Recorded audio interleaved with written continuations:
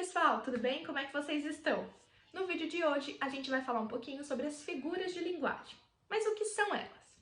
Figuras de linguagem são recursos que a gente usa para ampliar, aumentar o sentido de algumas palavras ou expressões na língua. E a gente usa esses recursos para dar um novo sentido às palavras. As figuras de linguagem são usadas em vários gêneros textuais. Às vezes a gente usa elas sem nem perceber. Lembra que nós vimos que uma palavra pode ter mais de um sentido? O sentido real dessa palavra é o sentido que a gente chama de sentido denotativo. As palavras têm um sentido, né? E esse sentido real a gente chama de sentido denotativo, tá? Que é o literal, é ao pé da letra, é o que significa aquilo. Só que, às vezes, a gente aumenta o poder dessas palavras e aí a gente transforma esse sentido denotativo em um sentido conotativo. E o que é um sentido conotativo? É quando a gente atribui a essa palavra um novo sentido, a gente amplia, né, o sentido que ela poderia ter e dá a ela um sentido mais abstrato. Por exemplo, você já ouviu aquela música assim que fala: "Você me deu um gelo e ficou tudo gelado"? Então, o que é um gelo? Qual que é o sentido da palavra gelo, desse substantivo, né? O sentido da palavra gelo é o estado da água quando ele se solidifica, não é? Isso que significa gelo, esse é o sentido denotativo, ou seja, o sentido real. Agora, e naquela música, será que tá falando do gelo mesmo? Não, né? O sentido da palavra gelo, ele se expandiu, ele aumentou. Essa expressão aí da música, que é dar um gelo, né? Não significa que a pessoa pegou um gelo na mão e entregou para outra. Não. Significa que essa pessoa agiu com indiferença com a outra.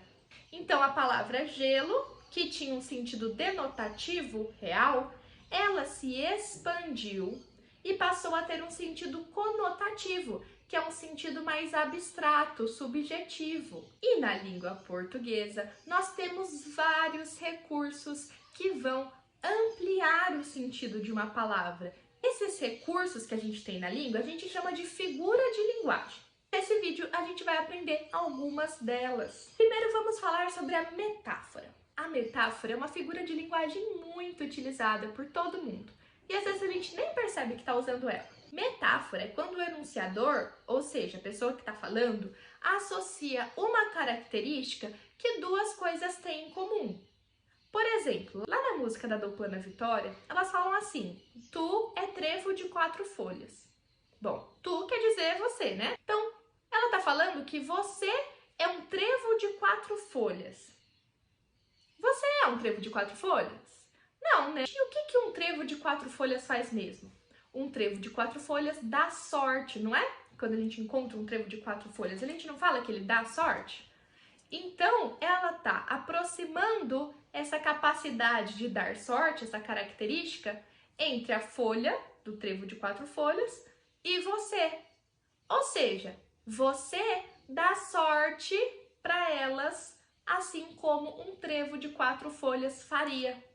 Ela aproximou esse sentido entre as duas palavras, o tu e o trevo. Nessa mesma música, elas falam assim: "Tu que tem esse abraço casa". Um abraço, primeira palavra, casa. Tá? Ela aproximou alguma característica entre essas duas coisas. Aí a gente vai ter que pensar qual será essa característica que uma pessoa poderia aproximar entre abraço e casa. Provavelmente, ela está querendo dizer que o abraço da pessoa é tão aconchegante quanto a casa, é tão confortável quanto estar em casa, né? Então, quando eu falo, você tem um abraço casa, sua pele é uma seda, você é uma flor, eu estou aproximando característica de duas coisas. Outra figura de linguagem é a personificação. É quando a gente vai dar características de humanos a seres que não são humanos ou a objetos. Por exemplo, lá naquela música do Calypso, a Joelma fala o seguinte: "A lua me traiu". A lua pode trair alguém? Não, né, gente? A lua não trai ninguém. Por quê? Porque a lua não consegue se relacionar com ninguém, ela não é humana, né? É um astro, né? Outra figura de linguagem que a gente vai estudar é a comparação. A comparação, da mesma forma que a metáfora, ela vai aproximar dois elementos através de uma característica. Só que entre essa aproximação, entre essas duas características, vai vir uma palavra comparativa, como a palavra como, assim, que nem, tal qual, ou então parece, tá? Uma palavrinha que vai mostrar claramente essa comparação. Por exemplo, naquela música, a saudade bateu foi que nem maré. Então, a saudade e a maré foram aproximadas e entre elas existiu uma palavra que vai comparar elas, que nem. Se eu falo, por exemplo, Bruna é como uma formiga, eu aproximei o sentido de Bruna, de formiga, e no meio dessa aproximação de sentidos eu coloquei uma palavra comparativa, né? Uma palavra que vai dar esse sentido de que eu tô comparando explicitamente. A onomatopeia é outra figura de linguagem. Nessa figura de linguagem, o que acontece é a representação de diversos sons, só que através das palavras. Por exemplo, esse barulho aqui, ó. Eu poderia representar ele como toque, toque, toque. O som que o cachorro faz, a gente representa com au, au. E assim vai. Uma outra figura de linguagem é a assonância, a repetição de sons vocálicos, ou seja, a repetição de vogais. Existe uma música do Rapa que fala assim: a minha alma tá armada e apontada para a cara do sossego. Olha a quantidade de vogais A que a gente tem aí nessas orações. A minha alma tá armada e apontada para a cara do sossego. Olha quantas vogais a gente tem aí nessas orações. Muitas, não é?